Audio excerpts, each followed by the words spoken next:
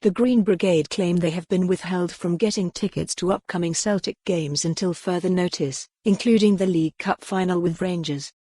We told yesterday how Hoops bosses made the decision to close part of their standing section, used by the Ultras group, at the upcoming Europa League clash with Rennes on Thursday. The self-imposed closure came after the side was sanctioned by UEFA for pyrotechnics during games against Cluj and AIK Stockholm. But in a lengthy response, the Green Brigade claims the club's statement failed to mention that Green Brigade tickets for all upcoming fixtures are being withheld until further notice. The 800-word statement states how the two groups have maintained a reasonable working relationship which manifests by way of regular meetings. But it slams the blatant disregard shown to fans after confirming the Rennes closure just 3 days in advance.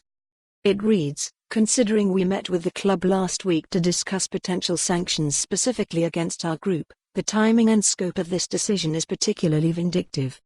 Addressing the pyro fears, the statement says, "Pyrotechnics within football, and even at Celtic, predates the Green Brigade.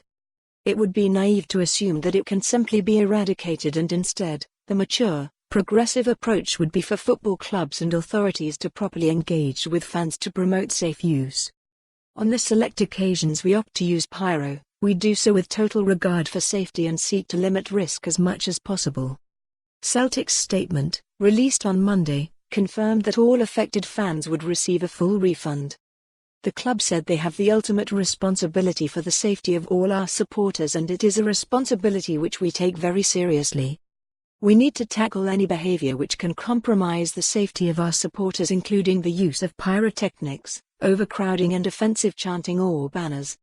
The full Green Brigade statement.